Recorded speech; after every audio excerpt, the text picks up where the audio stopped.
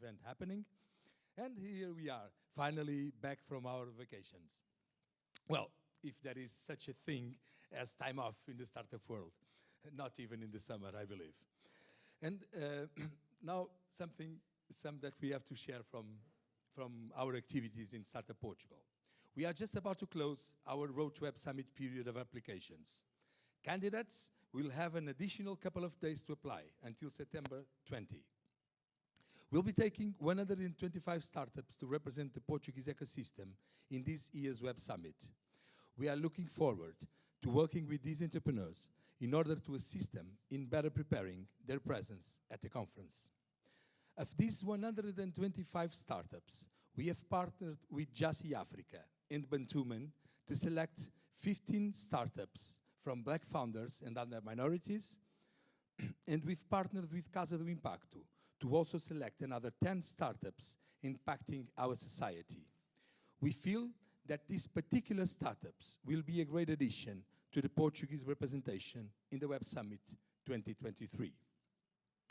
But earlier this summer, we submitted a set of proposals benefiting the Portuguese entrepreneurial ecosystem for discussion in the 2024 state budget.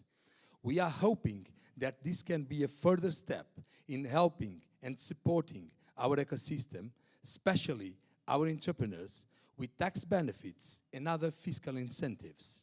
We take very seriously our mission of contributing and monitoring the design and implementation of public policies to support entrepreneurship, and we'll be sure to keep you updated on this subject. Before the holidays, we also finished the evaluation of the PRR vouchers for startups and vouchers for incubators and accelerators. And we are just expecting the results to be communicated anytime via the YAPME PRR Incentives Console. We are also excited to share with you that we are preparing our next Incubex, which will take place in Portimão, Algarve, on the 28th of September. This is the second edition of this national meeting of incubators and accelerators that we do in 2023. And it will be a great opportunity to co-create a joint vision on the future of incubation. We have a great program with insightful workshops and plenty of time for networking. If you haven't received the invitation to join this event, please come and talk to us, and we'll sort it out, of course. We've also been very busy preparing our participation in the second Digital with Purpose Global Summit, which will happen later this month, from the 27th to the 29th in Altice Arena in Lisboa. This will be a very important event, and Startup Portugal is responsible for its own stage, with its own agenda and its own pitch competition.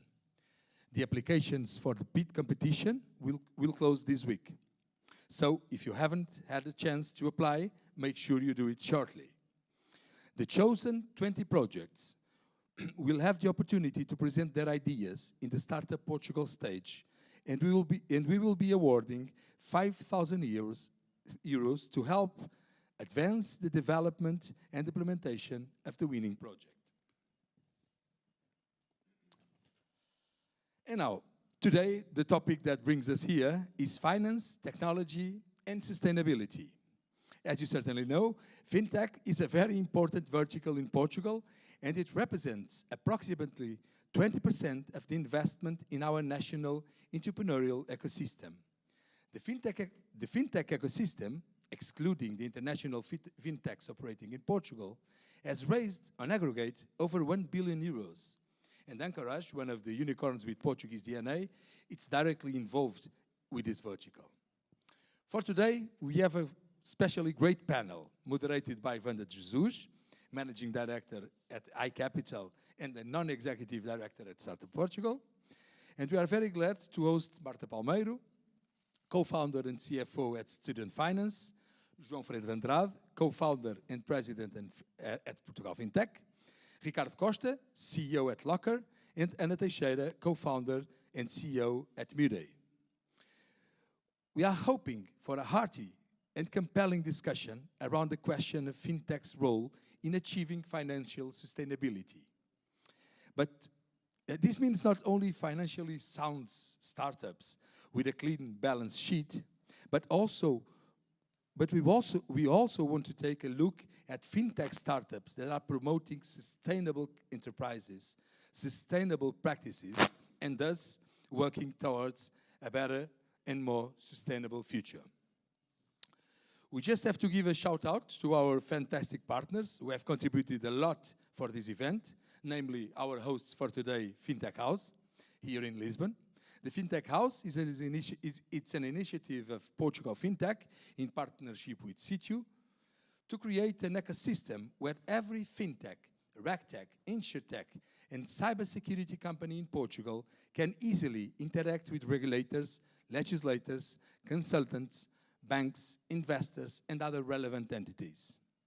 We must also extend our thanks to our partners in Porto, our host Easy at Celina, and of course, UPTEC, Porto City Hall, and the 351 community.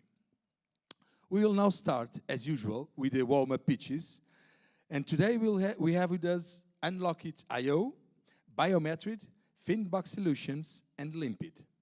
In one way or another, these startups are linked with the fintech vertical that brings us here today, and we will now hear their ideas. João, now to you. Thank you. Hi, everyone. Thank you, Pedro. Let's get the show going, and I would like to invite Tiago Dias from Unlockit to take the stage. Please give a round of applause to Tiago.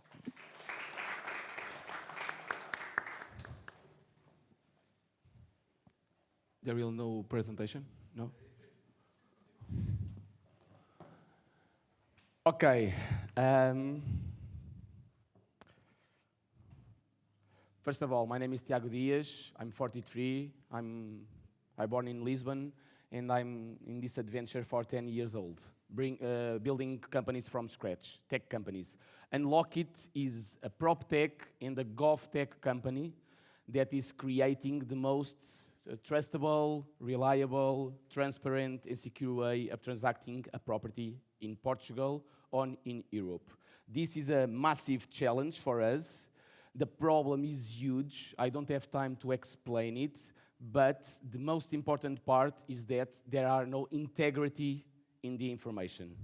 That's the main problem that we are solving. There's a lot of problems in terms of personal information, in terms of the business information, pre-deal and document. But in reality, we are trying to solve the problem by the root. That's why we are targeting the government. That is the most challenging part.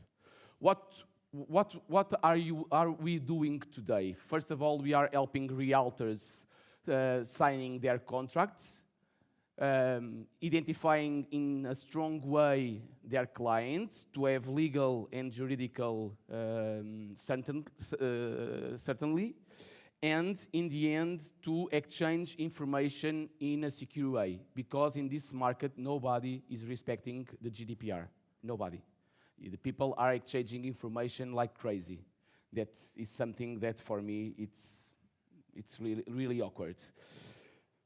We are selling to realtors. Realtors is real estate agents, real estate agencies, brokers, or master franchisings. This is our goal in the short term. In the long term, we are talking with the Portuguese regulators, IRN for registry, AT, that is the tax authority, and in the end, IMPIC, that is the European regulator. We are trying to build some tools to our platform to be the glue of the market, okay? This is the first compliance project in Portugal and one of the first in Europe. What are our midterm goal? Is really, really, really ambitious. We want to start building a unique registry property for any country in the European region. This is huge. This will change the market. And first of all, we need, and to be really quick, to build another infrastructure to transacting a property. So we are a deep tech. We are working with Inesc ID and Nova SBA right now about this. This will be, and we are starting building this to change the backbone of our solution for Web3. On top, and to end this, okay, we are building smart contracts for the rental side. Why rental side? Because in terms of the legislation and the legal part is much more easier for us, because we just need one thing, that is a regulatory sandbox, and right now that is assured by one thing that is called blockchain.pt. Thank you very much. We are Unlock It.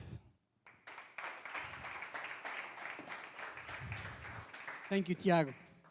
Now over to Porto, where I would like to invite to take the stage Alexandre Martins from Biometri ID. Can you hear me, Porto?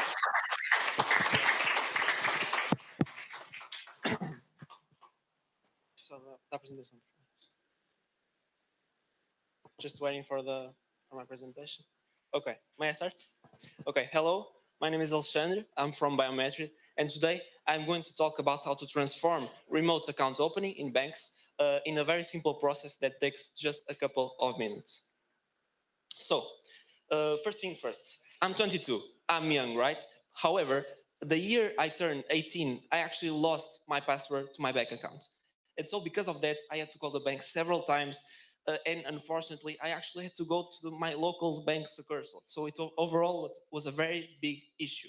And that day, I've discovered that banks face huge identity verification problems. Now, what is the most critical point regarding identity verification for banks? The answer to that is remote account opening. And the problem is that traditional bank remote account opening create a lot of problems, not only for the customer, but for the bank itself. So really, let's dive deep into this. So first, of course, legal compliance, meaning KYC and AML. Obviously, the banks needs to know who is in fact creating an account in their own bank. Sounds rational, right? And second of all, identity fraud. So let me tell you guys a secret. Just in 2022 alone, the identity fraud losses were up to $42 billion. That's crazy, right? And as for the customer, of course, the customer is expecting a very smooth interaction, a very simple and fast process. And in most of the cases, that's not the case, isn't it? So that is why Biometric was founded. We are a remote identity verification company that simplifies these three things: customer journey, legal compliance, as well as preventing identity fraud. So we have different technology, ID document OCR, facial recognition, digital signature, that allow us to build customer journeys that solve these three issues. So I actually forgot to tell you a thing before, guys, is that 4 years have passed by and I'm still very upset with my old bank. So one day I was having lunch and I got a text message from Bank W, which is a new bank. And they told me their customer interaction was much, much easier and I could create an account within just a couple of minutes. So I decided, let's give it a go. So I actually opened up my cell phone and I just filled up a quick form online in my cell phone. I just uploaded a couple of documents, not a big issue, right? Second of all, they asked me to take a picture of my ID document. So I got the ID document on my table and I just took a picture from the front and the back. And all of this, meanwhile, our software, Biometric, is extracting all the information from the ID document and checking if it's a legit document, a real document, or a fake one. And then finally, just before digitally signing, they asked me to perform a simple facial recognition. So I just put my cell phone and did a 2-second self video. It was as simple as that. Within minutes, I've just created and opened a bank account. Needless to say, never talked to my old bank again.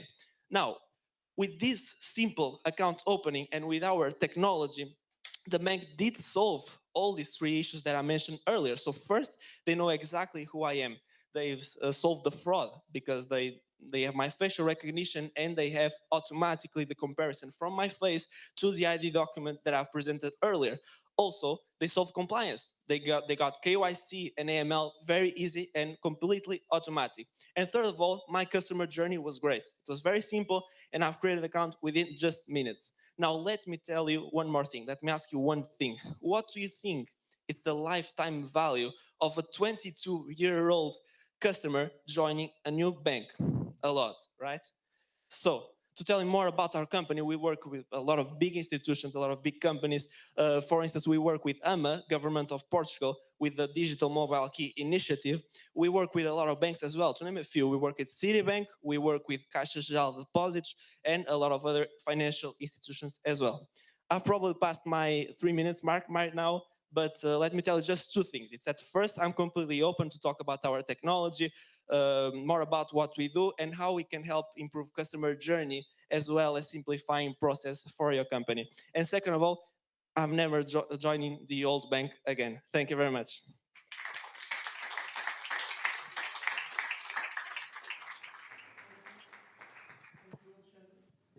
Now it's time to come back to Lisbon and to invite Dimitri to tell us all about Finbox solutions. Please applaud the man.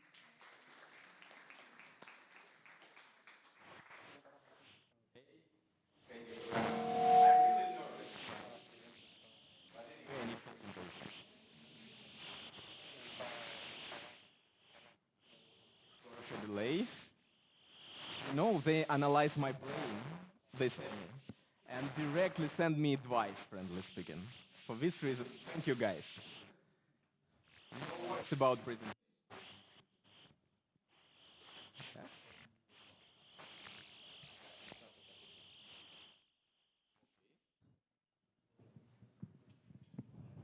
I think my brain more complicated.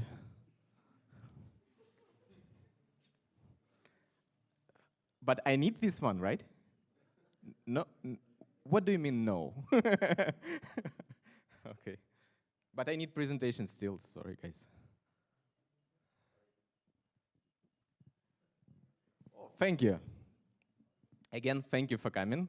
My name is Dmitry, and every time I think how to save planet and make money. Save planet, make money. You know, it's very interesting.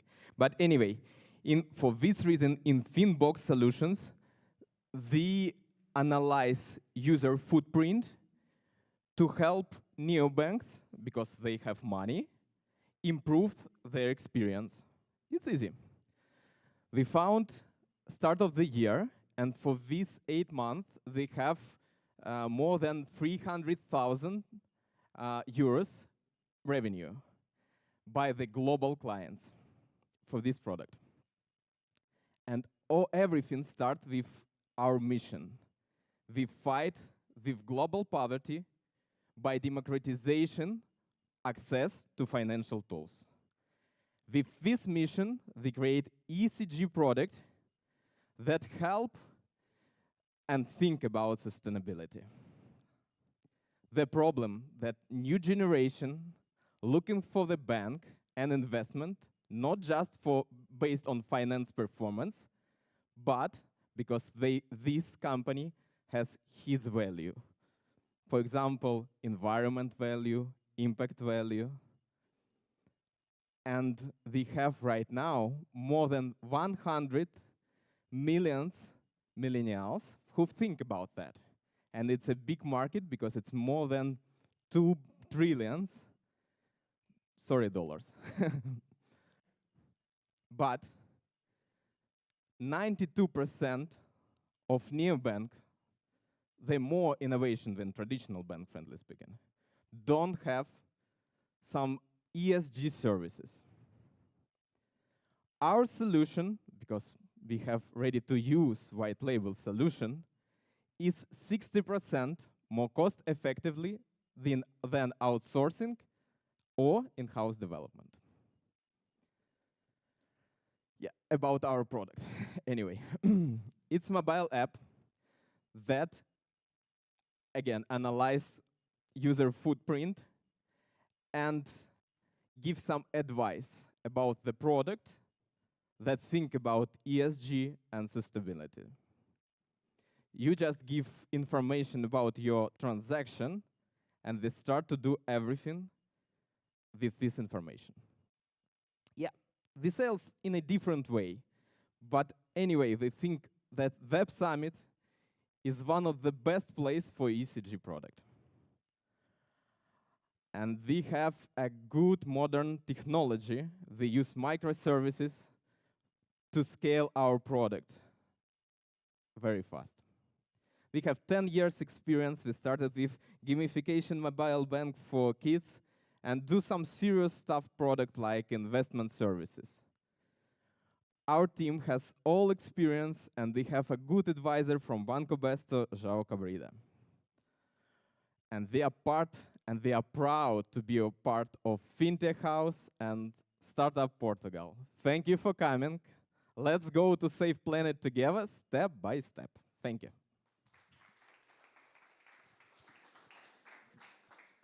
Thank you, Dmitry. And now it's going back to Porto once more. Let's give the stage to André Lage from Limpid for the last pitch of today. Some applause for André.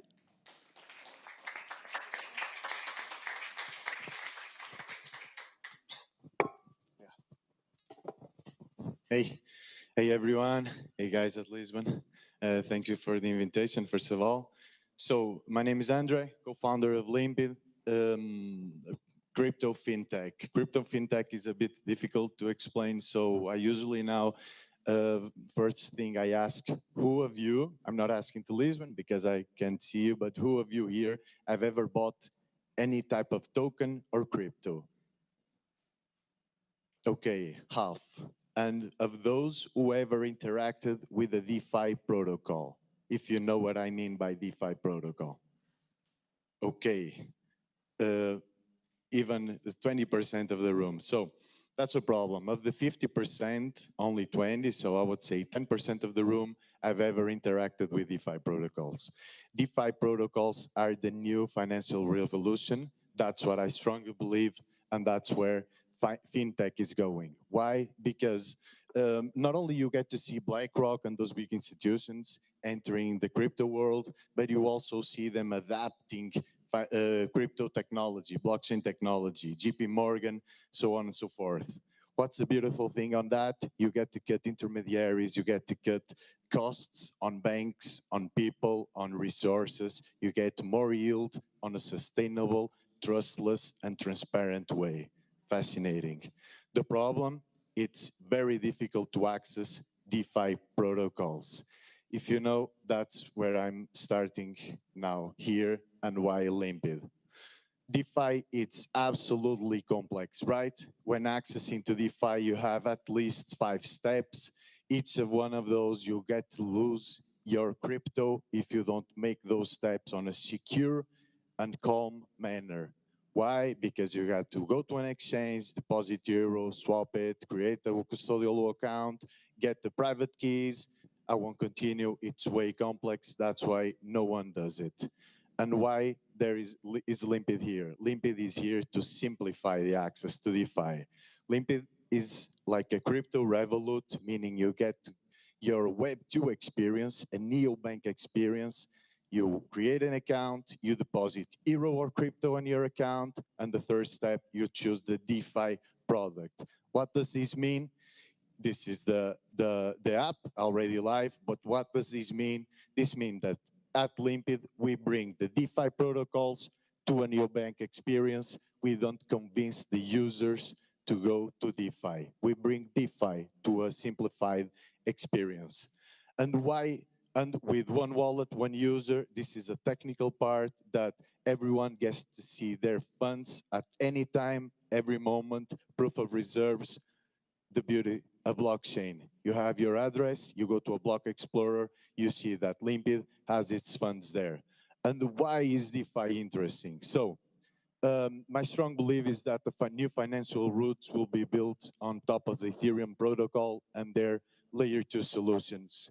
With more adoption of Ethereum protocol, for you to make transactions in Ethereum, you have to pay gas. That gas fees is paid in Ethereum, hence the Ethereum token will accrue in value. If you believe that, you'll hold your Ether, waiting for your Ether to accrue in value, right? That's a normal thing. But with DeFi, you can put your Ether to work, meaning you get yield on your Ethereum. You put your Ethereum to work, validating the blockchain. I won't go there, but you get a sustainable, trustless, and transparent yield that is yielding between 4 to 8% a year. It's like real estate, it's like stocks. you get the value, the accrue of the value from the main asset, and you get passive income on top of that. Plus, you can do it with several new products like lending and borrowing markets, where you get the yield on USD and Euro at 5, 6, 7%. It's limitless, what I would say. So Limpid is here to simplify that access to DeFi with a peace of mind, meaning that we have all the licenses, fiat on and off ramp, you can hold euros, you have your IBAN account, we have the crypto custody registration. So with all the legal setup, why now? Because what I said, the market is huge, everyone on the traditional finance space is entering the market. You can just Google BlackRock, you can just Google Valkyrie, JP Morgan. Why the people, let's say this way, is not entering? Because it's way too difficult. The sector is on early stage, and we are here to help the people to get it in the space and earning the yield that comes from a trustless, permissioned, and transparent way. Thank you. This is Limpid. Thank you, Andrea. Now it's my pleasure to welcome to the stage all our panelists for today. Starting with Porto, I would ask you all to give a warm welcome to Ana Teixeira from Made and Ricardo Costa from Locker. And now here in Lisbon, please give a round of applause to Marta Palmeiro from Student Finance, João Freire de Andrade, President of Portugal Fintech, and Wanda de Jesus, Managing Director of iCapital. Thank you.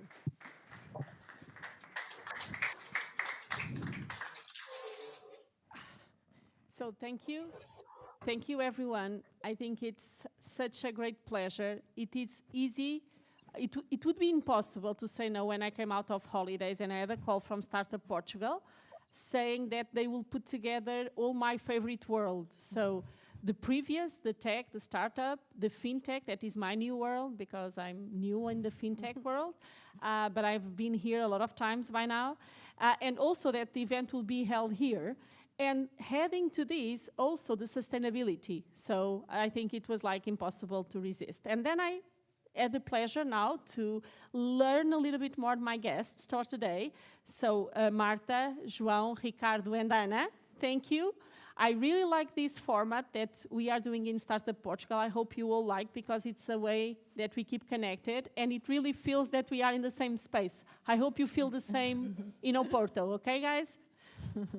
So it's another thing that is interesting for me, is that discussing this kind of topic, I came from also, I was in Microsoft for a long time, but I work in Portugal Digital. Yes, I was crazy enough to work with the government very closely, so that's where I got closer of Startup Portugal. And also all the projects that we are doing with BIAPMA, with the PRR and all of that. But one of the things that I did was the digital, I worked a lot with digital literacy. And I was already used to see Portugal in the middle of the rankings in what has to do with digital literacy. And I found out now, studying a little bit more about financial literacy and digital financial literacy as well, that we are in the really hand, which ended like probably I had to change a little bit, switch my mission to also help to drive this change. And I'm so glad that today we can also discuss this here. And I hope the ecosystem is also prepared to help drive this. Another thing that I'm very happy is with the diversity of our panel. So we have 2 women, 2 men, 2 in Oporto, 2 in Lisbon. I have someone from capital markets, that is Marta, and now student finance, that is something that I was very curious to know about, on background on how to prepare future-proof careers, from what I understood. Yes. We also have a VC, an entrepreneur, and the founder of the Fintech house, João Freire. And we have an insurance specialist in Oporto, so Ana, thank you. And of course, a company that I also already knew, Locker, and a professor, a PhD in AI, so always useful to be at hand, Ricardo. And we will also go for that. On my notes that I had from I tried to know them, and I think I'm in a disadvantage because I think you all know each other, more or less. So they know pretty well. They probably know each other very well. So I don't know you, probably, so I will do some probably not so deep questions. So I hope you all contribute, but we also can open the questions for our audience. So to start, I don't know, because there are topics that I'm also entering on, and I was very curious to know, because I was not aware, that in Portugal we already have, leading by the regulators, we have a Portuguese digital financial literacy strategy that will go from 2023 to 2025. And it has a pretty set of huge topics and huge activities that they are planning, although I think that probably very focused on the regulators, government, and Banco de Portugal and CMPM. But so I'm very curious, and I will start this question for all our guests, and then I will go a little bit deeper with each one of you on other topics. On this strategy, they also created a roadmap that includes some groups. One is the youngest population from 16 to 24, adults over 55, sorry for the ones present, so older adults, individuals with low income and low education, women, and other vulnerable groups. So the question for you, and we can start by João, do you agree? So were you aware of this strategy? How can the ecosystem generally, and of course you as a VC as well, can help drive this strategy? What has been done? What more can we do? Mm-hmm. No, first of all, thanks a lot for having me here. Like, it's a great pleasure. So thanks, Startup Portugal, for the invitation. And it's a great pleasure to be with all the panelists. Wanda, directly to your question, it's important, those type of strategies, and the regulators, they are doing their role. Actually, once they launch this, they've done a very interesting conference, bringing lots of numbers, OCD, but again, that's typically a top-down approach. And what I think, and we are in the tech community, we have to do product development. And once you are doing product development, we go to the roots of the problem. We speak with the people. We understand why this segment and these personas, why they are not investing. And I think that's what we should aim to keep doing as a tech community if we want to tackle this, let's say, financial literacy problem. Just to share a little bit of what I already know about the subject, I lived in Mozambique like 10 years ago, and many kids, like 5 years, 10 years old kids, they had problems with math.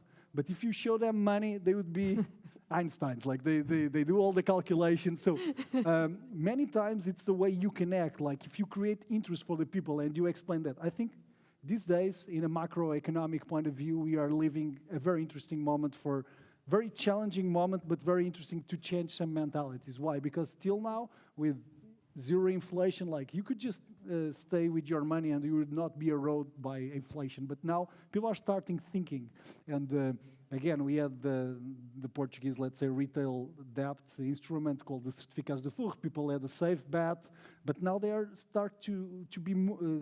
they need to go to other products to get yield, at least to edge the inflation. Yeah. So it's opening up at least, or it's erasing some knowledge and some, let's say, urgency on the savings side. Then, of course, like we are speaking about part of the population. A small part. Understand that. Very, like it's a small part, and you know that, of course, there's a huge part of the population that it's very stretched. Yeah. With, let's say, with the credit side to pay the bills. But again, this type of education, you have to do it at the roots, at schools, things that deeply into the behavior of people. Why? Because even, let's say, if you don't start saving from the, let's say, moment zero, once you start earning, trying to do some decisions that even with a low budget, if possible, you start doing some, let's say, expense decisions, saving decisions, you'll never be an investor. And you can be invested in a low scale, but then it comes all the, let's say, difficulties on knowledge, literacy, and that's where technology, I think, can democratize a lot, like analyzing expandings, helping people saving, don't do this, do that, like hints, tips. And then once you have some money, you can put it, you can apply that money. Like we can say there's lots of people that can't even pay their bills. That's true. But imagine, even in geographies, and I have started with Mozambique and I finished there, like there's people and there's very interesting companies of mobile money bringing solutions of how you can apply that money. I think it's opening up, you know, in a micro point of view with a structure and simple language solutions for people to apply their money. But again, we could speak a lot, but I think wealth tech can definitely play a role here. Very well. We go for a Porto and then we come back, Marta. Yeah, let's do that. So, Anna, any points also on this, how to tackle this and help? We have a strategy, we even have an action plan, but how can we really go, as João was saying, when we are delivering and building the products, how can we help drive this theme? Hi, first of all, thank you for the invitation for being here to start up Portugal. It's a pleasure. And when we started Mudei, at its core was financial literacy. Yeah. When we think about financial literacy, we always think about savings or investment decisions, right? Actually, when I'm buying insurance, I'm making an investment decision. And sometimes insurance is not perceived as a financial decision. It's actually seen most of the times as a burden, right? It's something that it's mandatory for me to have, and someone tells me how much I have to pay, and I pay, and that's it. Yeah. Actually, insurance is you paying a small amount now for future protection. So you're actually moving money from today to the future, right? It's a future event that might not happen, ideally will not happen, but if it happens, it gives you financial stability, okay? So insurance should be seen as a financial decision. And Mudei's business model is simplifying insurance. So we've created a fully digital subscription process for you to buy insurance and manage your insurance portfolio, because your life changes significantly every year, so you need to have that managed properly. But for you to be able to really, we give all the tools for our customers, right? We provide them the information, how much you're going to pay, what is covered, if it's the right product for you or not. We give you comparable options. We do all of that. But at the end, you're the one pressing the button buy, right? But for you to really understand if that's the product for you, you need to understand the financial implication of choosing one thing over the other. If I want to pay less now, I will be less protected in the future, right? Because it can cover all. If I choose to pay a little bit more, the product is probably more complete and more robust, so I'm more protected. So financial literacy in Portugal is really bad, okay? And it's not just insurance, we need to work on it. We all need to work on it. It's good to hear that there's a government action plan, and so I wasn't aware, so that's good. But we all play a role on it. Yeah. And at the moment, we play our role. We provide information in a simpler manner, written, videos, podcasts. We explain it simple so everyone understands. You don't have to have a degree on insurance to understand what we're actually trying for you to buy. But there's also, you need to be curious. You need to really want to understand. And we tend to delegate the things that we don't understand or we will not like to understand on others. Yeah. So yes, we as fintechs and companies, we need to create experiences that help good decisions and informed decisions. But there's also the other side where customers and users need to want to have that curiosity of actually understanding and not just clicking, if that makes sense. Very well. Thank you so much, Anna. And great to see that you, as you and João was saying, that is so important that building in the product, the easy way to learn, to be super aware of the impacts of your decisions, But I think we have also challenges, as you were saying, that people, you use the word that people have to be willingness to know and understand. Otherwise, I like the idea that otherwise they keep to others their decisions or study of that component, yeah? So that brings me to you, Marta, you could imagine. So what has been, your idea on this, but also connecting with student finance, what are you seeing the willingness for people to learn, and what would be the impact also on this topic? First of all, I also thank the invitation to be here. It's an absolute pleasure. It's in finance, we're trying to think about this topic from the income side, right? And how reskilling and upskilling is critical to every one of us to take real ownership. On one side, we are living very tough macroeconomic, obviously, times. I was seeing on the weekend recent stats that say that the majority of the savings that people had through COVID have eroded at this point in time, right? So we will start seeing a lot more pain hitting the real economy. But what is super interesting is at the same time, we're living, I would say, maybe one of the biggest opportunity markets in skills and labor. Right, generative AI particularly is bringing a huge transformation in the mechanics and everything related to work and productivity.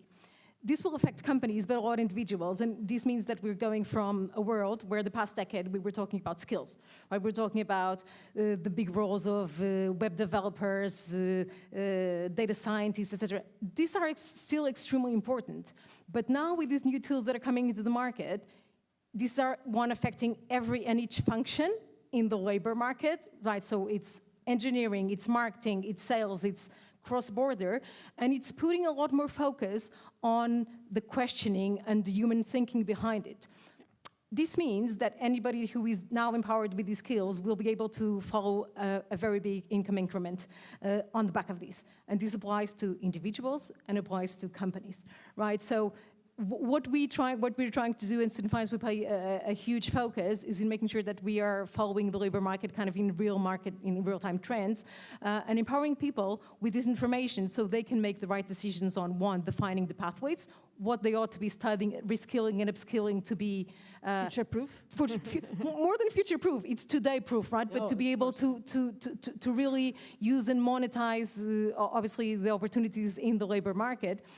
And we do this by then also offering financing solutions that are applicable to everyone, right? So people who are currently in the underprivileged or low-income scenarios can also apply for these and make sure that they are really fixing the skills gap and accessing these fulfilling labor opportunities in the future. And this applies to everyone. And I think that's the interesting part of what we're witnessing now, because before it was highly concentrated in some degrees or fields of study, and now this is opening up a lot more the labor market. In terms of age or backgrounds, do you have like a group that is more, that come more to you or are more opening to the solutions? Yes, that's a very interesting question and something that we need to pay a lot of attention to. Obviously, the younger part of the population is a lot more prone to start engaging with ChatGPT and these types of new tools that are emerging and pay attention to these. What we started doing at Student Finance is working very closely with corporates, from SMEs to big corporates, to make sure that everyone in an organization is being exposed and have access to these tools. Because otherwise we will create a big skills gap in terms of age, right? The older segment of the labor force who will be more and more secluded from obviously accessing these tools and productivity, and then keep active in the labor market. Are you, and sorry to deep a little bit, but do you think also that is a corporate responsibility for the companies also to prepare their people for this new era? Absolutely. I imagine that you would, but do you feel they feel the same in the contact that you are having with these corporates? I think at this point in time, the majority of the companies are really aware of the opportunity in terms of productivity and output that is coming with these. And therefore, that is opening up the conversation to a lot of the second derivatives that is about what if we don't do this, right? Yes, and what of are the course. consequences? Obviously, on the first instance, companies want to make sure that they are generating retention and preparing their workforce for the future.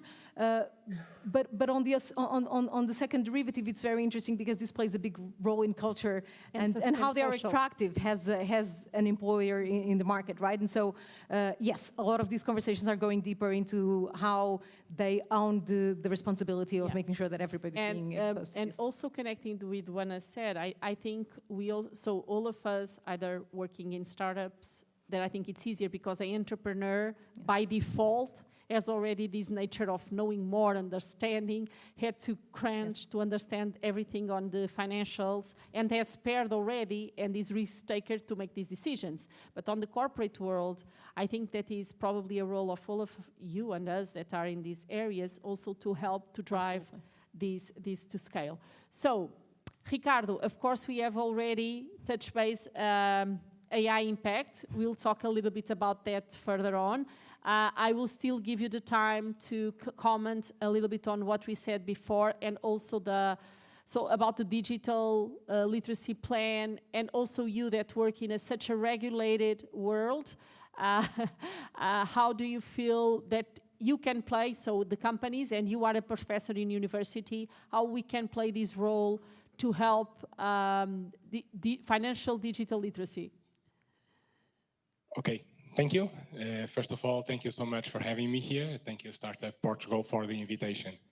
I'm talking a bit about financial illiteracy or financial literacy, and bringing a little bit, so I'm going to speak a little bit from my academic background, and later on I will cross it with Locker if the time comes. But in some cases, I think we should look to the past. And I think we should look with the good experience that we have in some specific thematics and use those examples, things that we can do to improve financial literacy. For instance, 10, 15 years ago, almost no one in Portugal knew anything about recycling anything.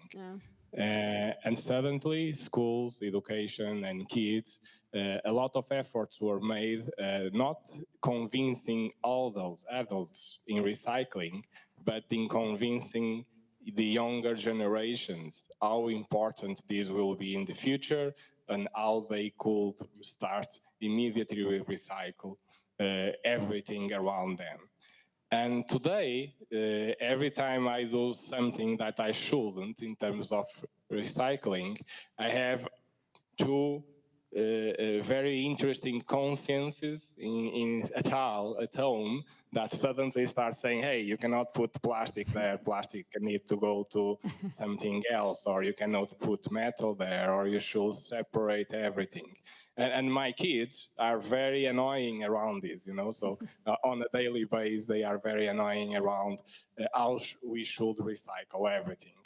And I think we should learn this, and this should be something that we should be doing with the financial literacy, teaching the younger generation, teaching kids around this, and they will be the ones driving this change to the older ones, to the adults, to the parents. Because if we try to create regulations around it, or if we try to create action plans around it, it's automatically a very big probability that it will fail. And I can give you another example how things fail when you create regulations or when you want to change the mindsets of adults. And this is regarding GDPR. So I came from the security world, and we talk a lot about GDPR. And not a very long time ago, I was in another conference talking about GDPR, and everyone was asking me, so what do you think about all these new cameras in the highways, and they are filming us, and they are all against the GDPR, and they cannot have our data on all about that. So everyone was very worried about GDPR in that particular aspect. And I asked the audience, so how many people here would like to have the new Apple Watch, or new Apple glasses in March? And almost everyone raised their hand, and we'll love to have the new Apple 3D glasses so you could have a very good immersion in the digital world. And so suddenly no one was worried about having 16 cameras at home, but everyone was worried about having one camera in the highway, you know? So again, regulation is not aligned with people's expectations. And this is what we must change, and we should start early on, better than later. Thank you so much, Ricardo, and I so agree with you, and I use that example often. We have to start with youngest ones, like we did with the separation of the garbage and all of that, because it's so much easier for them to bring their ideas home. And so probably, although I don't think we have the time on this topic only to focus on children, but yes, I think we have to start that programmatically, and then of course try to have other ways of reaching all the audiences and the older ones as well. Also because otherwise they will not use probably your products, the fintech products, because if the people are not prepared and don't trust. And another interesting thing in a survey that I saw that puts us at the end, on the other side, we are probably, I think, second or the third country where people most trust the financial entities. So they trust on the advice of the financial entities. I don't know where this, because it was not a question, where this puts us compared to with startups and with digital. It's like more general, but it's super interesting to see. And we'll come back to that again. Going a little bit dive on your businesses and the impact that this has. A question for Marta. Marta, so based on everything I have already said, I was pretty curious on student finance and very curious to know what have you seen the appetite in terms of areas that you already told that the bandwidth opened much more, but how does it compare? Because I saw that you are in countries like Germany, Spain, UK, Finland. How do we compare? And what are you doing here in Portugal compared with other countries, or very less in Portugal? So on one side, I think Portugal has a very unique thing in terms of, again, just to emphasize that what we're trying to do is on that income increment and uplift, right? Portugal has a very unique situation within the European Union in the sense that income and salary levels are extremely low, right? And we have seen an economic uplift over the past couple of years and growth that has not yet translated into that income side, right? So on Portugal, I would say that the first part of bringing a lot of awareness to the need to reskill, upskill, and opening up and really showing people what are the opportunities that are now live in the labor market are really eye-opening and talking about, again, what should be the salary expectation when you are going and pursuing these opportunities beyond just the financing, right? In other countries, it's a lot more about just opening up the access in the financing because you have more efficient labor markets that naturally are taking care of that. Also, a dynamic that is quite interesting is that over the past couple of years, we are doing a lot of work around remote work, and we have seen a lot of Portuguese people being placed in those companies, and how that is actually changing the dynamics of Portuguese with Portuguese employers as well, right? Okay. Because now you're starting to compete with a lot more of an international landscape in terms of, obviously, opportunities, but salaries as well. Yeah. And so that we put a lot of focus on that, particularly in Portugal. Very interesting. Yes, and that's why slowly we are seeing a little bit in these areas, at least the salaries increase, yes. Because of course we are now focusing in a global world. Going back to Anna, you talked a little bit already on the coverage or the protections that the insurance company permit. What is the main areas that you feel that people are more willingness to protect themselves, not being regulated for it or not being obliged for it, that they feel the need to do that kind of move of protection? I think since COVID, it has changed a lot in terms of perception of how I need insurance. So mandatory is car insurance. If you have a car, you need to have car insurance. If you get a mortgage for your house, you need to have life insurance. You don't have to buy through a bank. You can buy elsewhere. So, and I think COVID just alerted people that they matter. Okay, it's not just the car I own or the house I live in. It's also me, my health, my family, my quality of life, right? And we see more often people looking for balance between their professional career and their personal life. When I started working, I was the first entering into the office and I was the last one leaving, right? Nowadays, that work-life balance is much more appreciated. So people tend to get there on time. They work hard during the day, but they also leave on time because they go and do something else. So that balance. So in terms of insurance, and we see the trends, and if you look at the statistics, health insurance for a variety of reasons is increasing significantly. So meaning you have your health insurance and you can go to a private hospital or a private practitioner. And of course, that's probably also related with the discussion about our national health system, but people tend to value more their health, and they also protect more.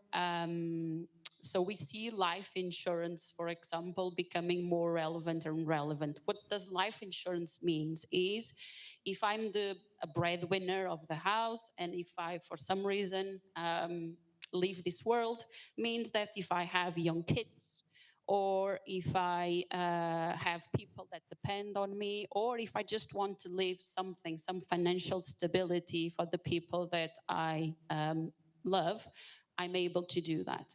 So I think the emotional side of insurance is becoming more relevant. And that's the purpose of insurance, actually, is actually protecting on the things that really matter to us. So just answering directly your question, everything related to health insurance, life insurance is becoming more relevant on people's lives. But also, and insurance companies also have a very a big share of investment, okay? So savings, pension funds, that's also managed sometimes by insurance companies. So for example, we know that in Portugal, we have Plano Poupança e Reforma, which is something that has some savings that you do through insurance companies. They have fiscal incentives done by on your IRS or even for the taxes that you pay on your company. So that's a product that becomes more and more relevant because it's a saving investment as well, especially at the end of the year.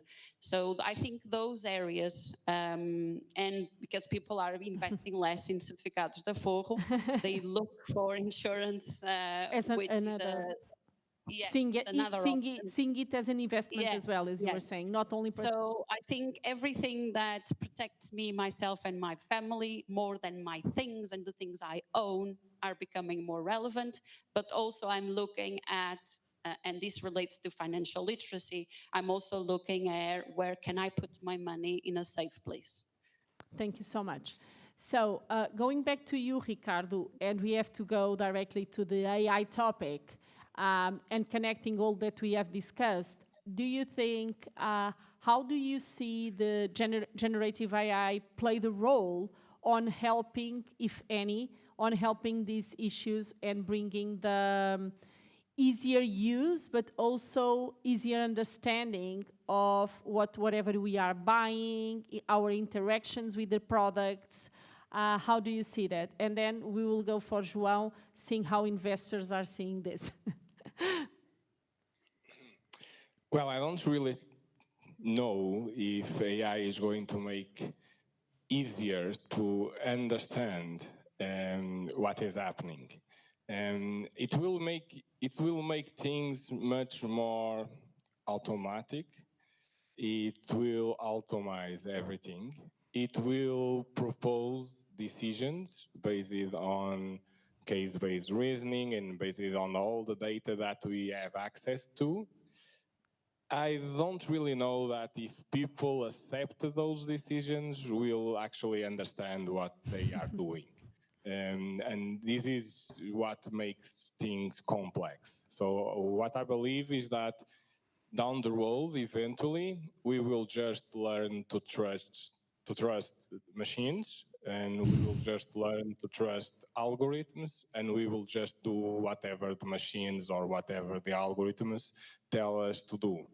And we may not understand very well how things happen or what is being done, but we will trust that is the best thing that can be done for us, and we will eventually expect the outcome to be positive. Okay, it's more or less like if you look at electric cars. So if you look at Tesla and autopilot, right? So you go in the highway and you trust the Tesla algorithms to drive the car for you.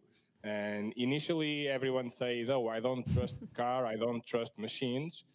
But when you are in the hospital connected to a life sustainability machine, you are not thinking, I don't trust the machine, right? Because if you don't trust it, you probably will die.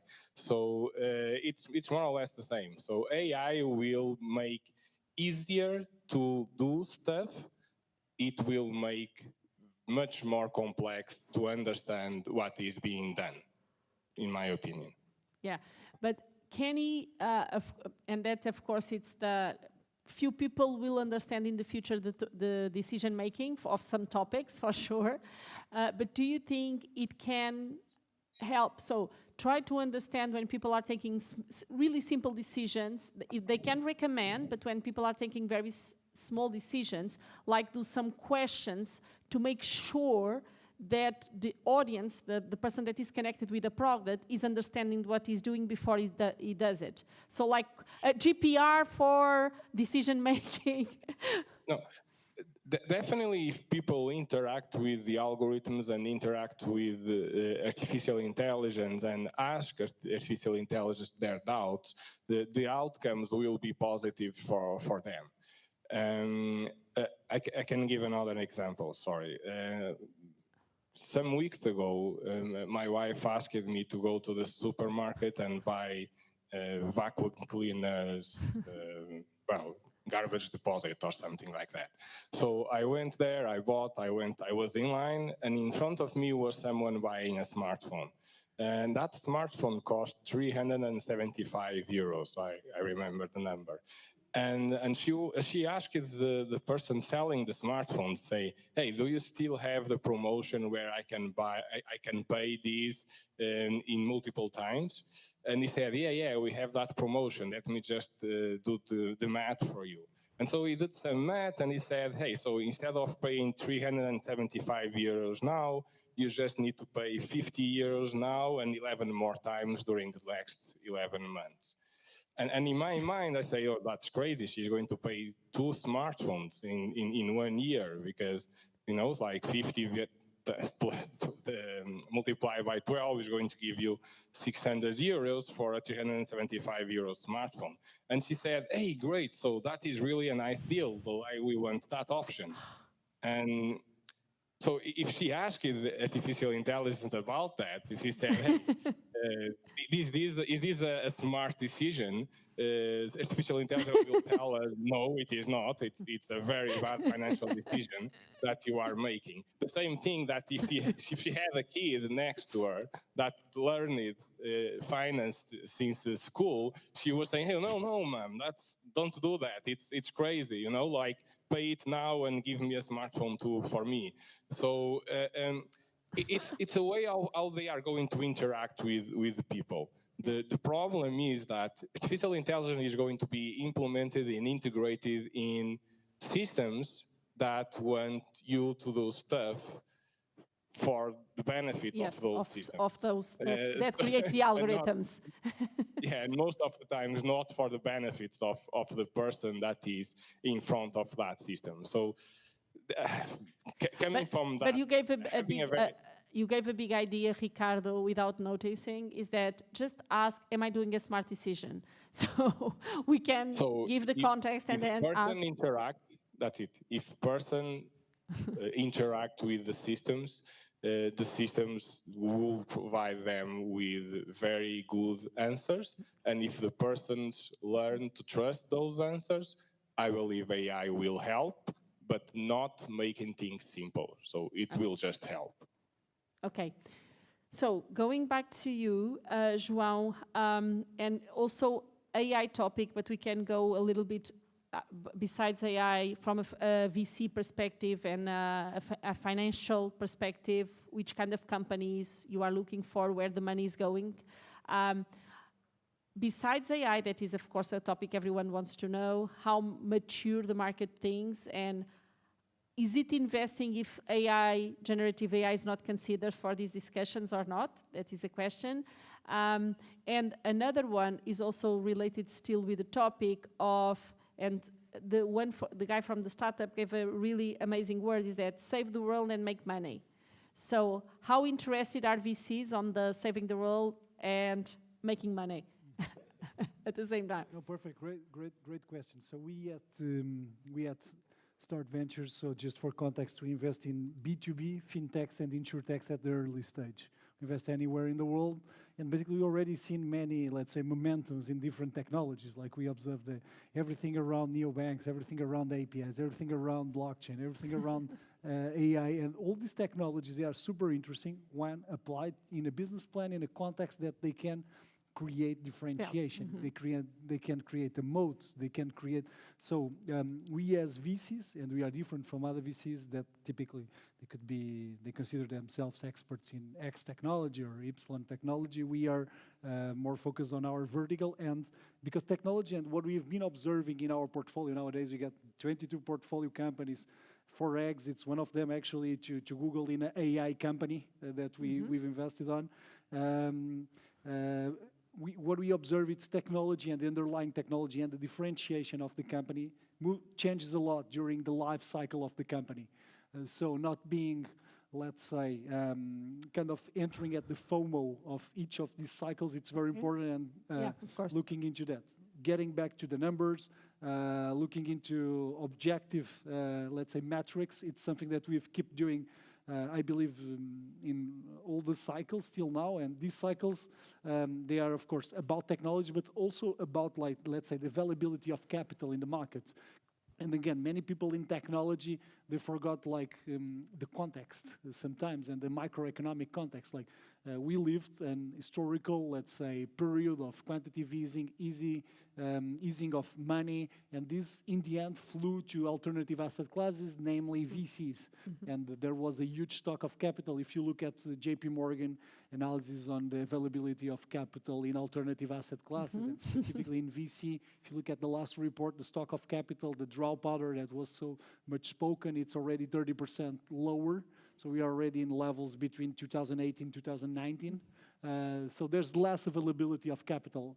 Even VCs, they are struggling to get money from the LPs. So all the, let's say, the value chain, it's trying to build. So we are living a little bit more, let's say, hawkish moment on the VC community, and the tech community is already suffering, and we observe that also in the time it takes to raise rounds, the multiple applied on the valuations. So everything got a little bit more expensive. So making sure we keep looking into the fundamentals and what is being applied, and like this technology create differentiation is something super important on that aspect. Again, I think things don't get back. Like I think there's very positive changes in the behavior of investors. I think it's regulatory pushed, but I think it's also pushed by, let's say, genuine objective of course, like it's good for the business, but it's also good for the world, like making companies that get impact. Okay. What is impact? That's a huge discussion. Like, at least in our fund, we got We got it's a very interesting, let's say, Framework. Framework done by LSE, so the London Stock Exchange, and it really tries to narrow down impact in specific things applied to the, let's say, financial landscape. Because since we just invest in fintech and insurtech, like we have to double click on that aspect and not just generic impact. But again, I think it's much more, let's say, so LPs, so the investors of the VCs, and even let's say the end investor, like it's more worried about that. Regulation, definitely it's there. We observe differences in blocks, right? European Union with the EU taxonomy on environment, it's much more advanced in doing that movement on that aspect. We see US lagging a little bit in the way they're going to push that. But again, like I think it's a very nice movement. In the end, the business needs to keep, and picking Dimitri's word, like needs to make money, because it's not just charity or some. Of course. But again, like Serve the world making money. So that's the idea. So I will go for a last question for all of you, and then I think I can ask the audience as well. So I think my last question goes for something that Ricardo also touched a little bit before on the trust. So he said that we have to learn how to trust in the machines and in the AI and in the algorithms, but I will go a little bit behind, asking you what can we do and what are you doing in, as a VC, in the startups that you have and your startups, for people, your clients and customers, to trust the fintech world, the new solutions. Why to go for a fintech kind of insurance or whatever, and not the traditional one? So what can we do to do this, and what are you doing? And so we can start. So it's easier to start by you, but yeah, I think in our case it's interesting and touching what you were just discussing also with João. So I believe we are from essence and business model an inclusive capitalism company. So we were built already with all of these at mind, and how we translate that to real world is that, of course, we do report on financial metrics, but we do report on impact metrics and outcomes, and what is really core for our business model. And I think that's really how you connect all the parties, right? Whenever possible, we create the products themselves and the business model around alignment of incentives between all the stakeholders in the chain, right? So investors, us, clients, the end user. And that's really how I believe you make sure that the model self-regulates for that alignment. And gets proof life in terms of also understanding and getting trust from your... Absolutely. But saying this needs to also come from investors who understand that, when you are operating and starting new business models that are based on different concepts and mechanics, we do need investors who are willing to give these models a shot, and to also give the time to market to build track record and metrics around this, which again, a lot of investors from more the traditional side don't have that.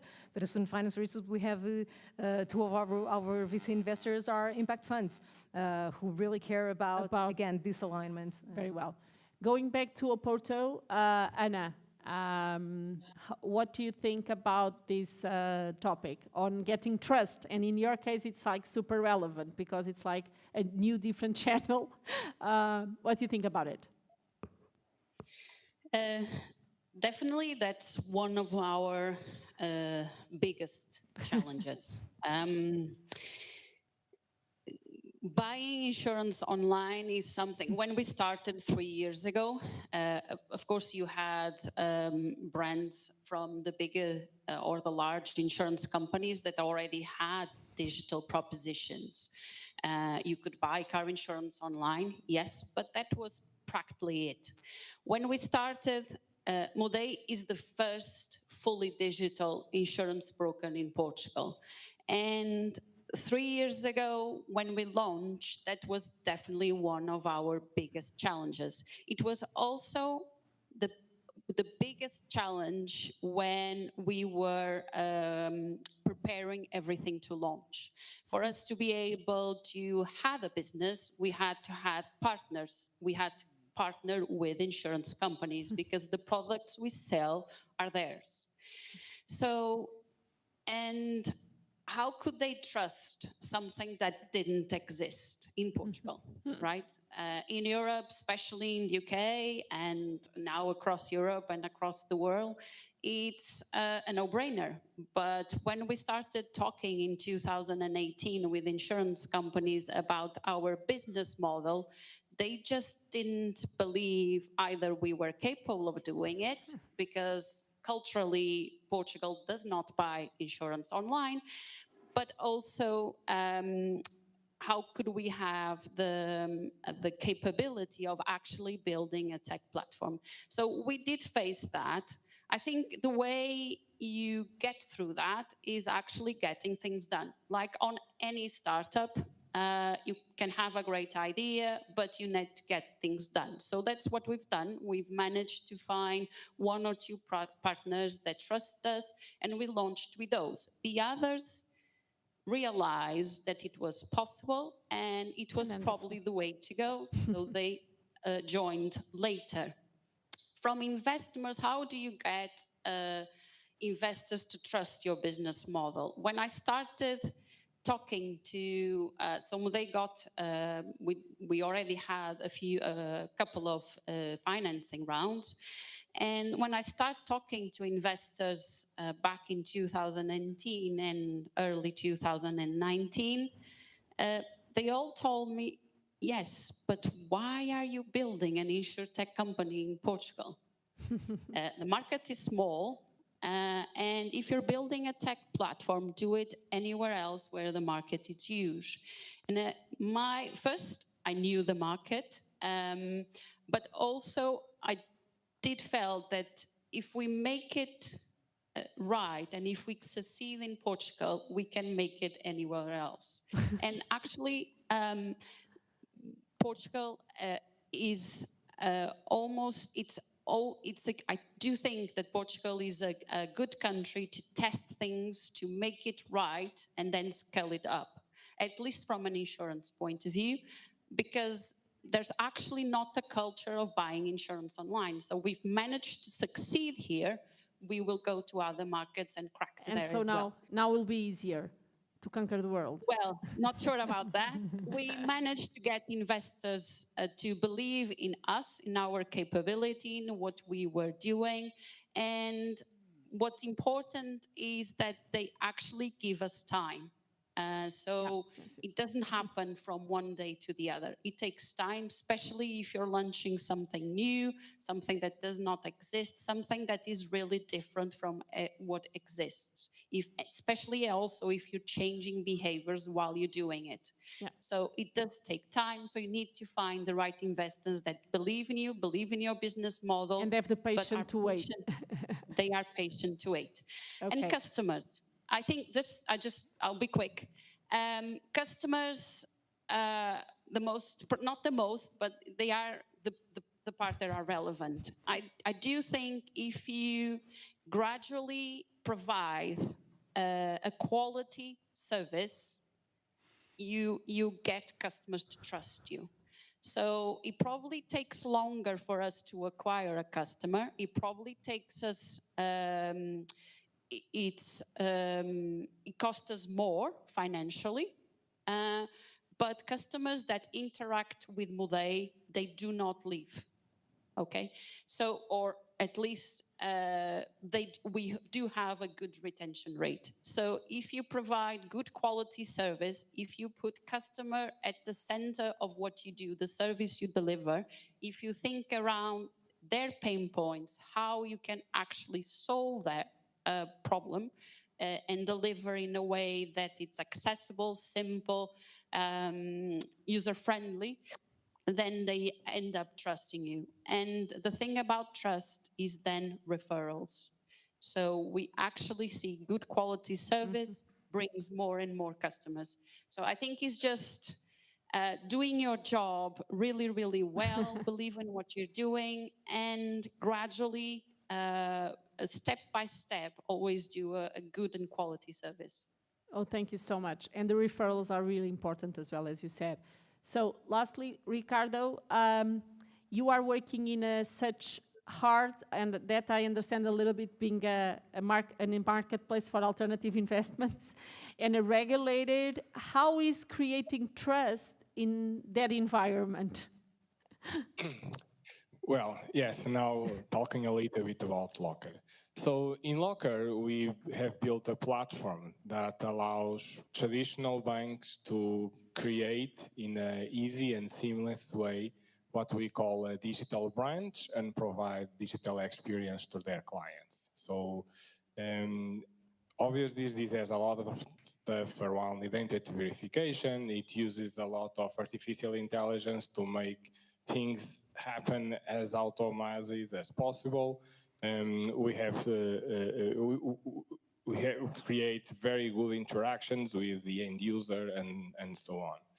And when we started going to the market back in 2017, we were 7 people trying to convince very big traditional banks to trust our platform and to, for instance, allow their potential clients to open accounts remotely online. And in 2017, and we started here in Portugal, and we had not only the trustability issue, but we also had the regulatory issue, because regulation in Portugal in 2017 didn't allow to open accounts remotely. So this was quite tricky to navigate, and what we have done was we decided, okay, so let's first talk with the regulators. Let's first see, in conjunction with the Banco de Portugal, what can be done in order to make this possible. Not try to go against them, but try to actually help them in what could be changed in order to allow this new digitization era to enter the Portuguese market. We were very well received. We have a lot of discussions with them, very interesting discussions. And as an outcome of all these discussions, there was a change in the regulations that started allowing remote account opening in Portugal. And suddenly, the banks get to know Locker because Banco de Portugal start talking about Locker, and now Locker had an intervention in what at that moment in time can be done that could not be done in the past. And so we start getting some attention for traditional banks. We start getting our first and second client. We start getting trust from those banks. We start getting satisfied clients. Satisfied clients talk with other potential clients. They start saying good things about us. Other clients came. We got our first very big client, which is the red one here in Portugal. That very big client created on us the need of being a global certified partner to be able to supply their brand. And so there was a company called Aquamina that certified Locker to be able to provide solutions to this bank anywhere in the world. And suddenly a lot of other banks in a lot of other regions get to know that we were a certified supplier for this very big bank, and trust was built on that aspect. Now it seems easy, yes, Ricardo? Now it seems easy. It's not easy. You need to be persistent and try to find the better ways that and the right persons also to trust you and to start developing, and then, as always, and as Sana, the referrals. So I think we got. Then coming back. Coming back, if you are able to have satisfied customers, they will be the best sellers that you can obtain in your life. Yes, Ricardo, thank you so much. Thank you so much until now. I think we are getting to the time. Should we ask the audience if there is any questions here or in Oporto? We have here one question. We'll get questions from Oporto as well. Hi, hello. Oui. Hello, my name is Pedro. I don't think, although we are hearing you, the problem is Oporto. Can you test the microphone, please? Can Yes. you hear me? Yeah. My name is Pedro. Thank you for doing this, Wanda, and all the speakers. So I have a question for Marta and for Ricardo as well. In your perspective as founders, is there anything obviously actionable in the Portuguese financial bureaucracy that you think it could be changed to attract more startups within the fintech world? Thank you. But yeah, actionable. Thank you. I think what actually a lot of the things that Portugal FinTech has been doing of opening up the space of dialogue with the regulators is absolutely crucial. So in the experience of student finance, to be specific, so we are actually regulated and authorized by the FCA, so the UK financial regulator. And the level of open, so we were the first platform to be authorized to do income share agreements, which was a different product, again, that relied on a lot of labor data, assumptions and information. And so it took a very deep process of, to be honest, curiosity, but openness from the regulator to understand our models or our algorithms, how we did these income projections that supported the underwriting. And so I think this openness of dialogue is critical. I think a lot of this has already started in Portugal, but the willingness to open up to new business models, I think we still have a way to go. If I may build on top of Marta's, like what you said on regulation, there's financial regulators already started an answer with the FinLab a couple of years ago, but there's many other stuff, like imagine tax authority, Yes. Data authority, so the CNPD, the guys that regulate GDPR, that could be coordinated by the government to have one-stop shop in terms of all the regulatory answers that could be very beneficial. Sorry, Marta. No, that's a great question, it's a great topic. Yes, Ricardo? Yes, so, well, we are highly regulated, or, well, not we directly, but our clients are highly regulated, which means we are highly regulated. And our investors are highly regulated, which means we are highly regulated also by that perspective. So we are twice highly regulated company. And that brings a lot of challenges for us in a daily basis. What we have learned since the beginning, and in the example I was telling about Banco de Portugal, is that we don't try to change things, we try to navigate what we have. So let's try and find the good things about we have in the regulation and make it work for us. So that's the path that we normally do. Because trying to change is just going to take 10 years, and we as a startup don't have 10 years, so it's kind of pointless for a startup to try to change regulations because it will just take more time than the startup life. So that's not something that we try to do. Obviously, we talk, and you always present our opinion, and fortunately, our opinion is requested a lot. And we normally see that it is taken in account in some of the updates that are coming out of the regulations where we have interest in, not only in the Portuguese level, but also in the European level. So if you're thinking about the ADAS regulation, where we are heard about it, if you are thinking about the ID wallets regulation, where we also are heard about it, even electronic payments, PSD2, and so on. So, but they are here to stay. So they are not going to change suddenly. So you need to understand how to work with them. If we want to bring more people to Portugal, and if we want to bring more companies to Portugal, you just need to lower your taxes. So that's the way of solving all the issues around regulation, the same way that Ireland did, and the same way that other countries are doing. So that's it.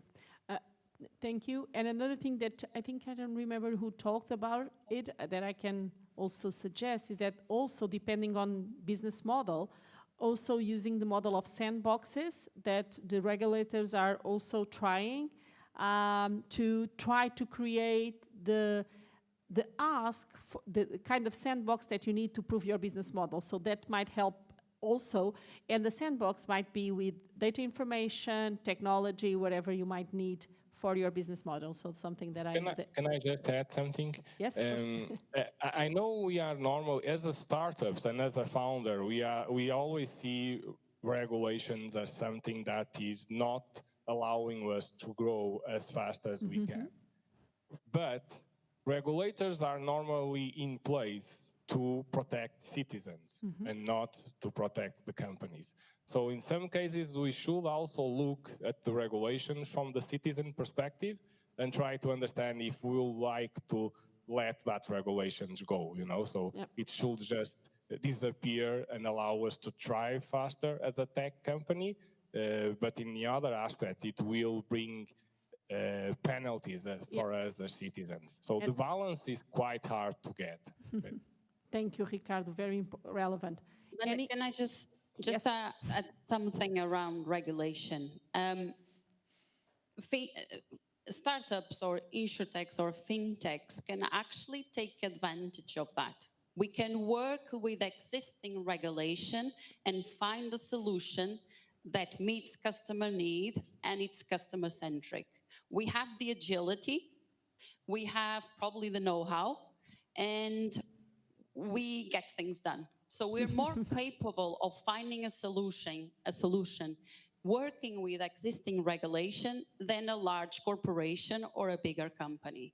So actually, I'm not saying that regulation sometimes isn't an obstacle from what we want to do, but we can also see on the other side, which is, okay, this is what exists. It was created to protect the citizen. That's a perspective. We need to deal with it. How can I take advantage and build a business model on top of it? So it can actually be seen as an opportunity to create something that no one else probably has the agility or the dynamism to create. Very well. I think and if I can add something else, sorry. Actually, at Locker, we take advantage of that. So yes, that's what I'm saying, yeah. Yeah, the Portuguese regulation around identity verification is one of the more complex in the entire European space. And we comply with the Portugal regulation, which automatically we comply with the entire European space regulation. And that gave us a very good competitive advantage. Competitive advantage. Yeah, that's it. Yeah. So thank you. Any other question? Everyone goes for dinner. Question in Oporto. Someone, thank you. I'm sorry, people want to go for dinner, but I have a question that may be a little deep, but 80% of cards in Portugal are issued by 5 banks, and all payments are processed by a company owned by those same banks. Can someone tell me what they see for the space in the Portuguese payments ecosystem for startups? Does that make any sense? It can be for you, João? Yeah, we can speak. So I think if you I think that's an interesting question to make directly to those players.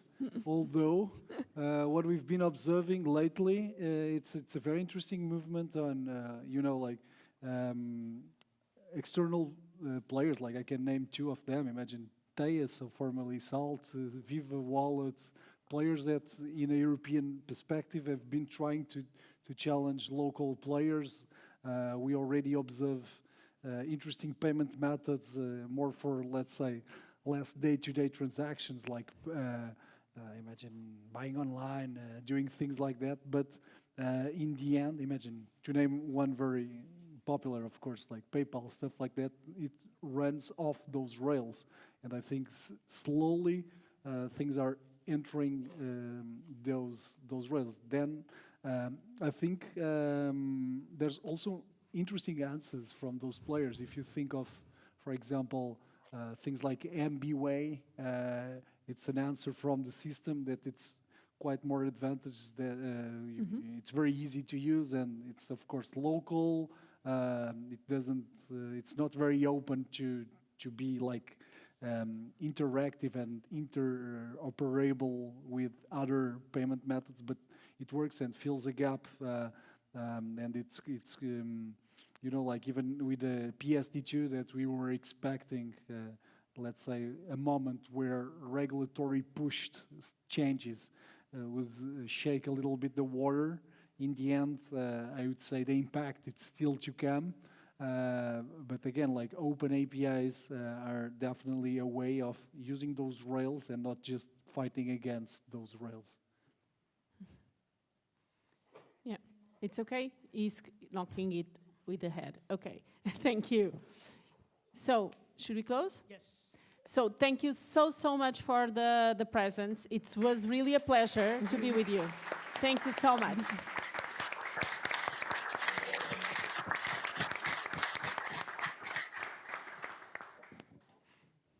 So, any other words? Everyone, and now I would like you to join us upstairs on the 7th floor for a drink and some networking. That's it.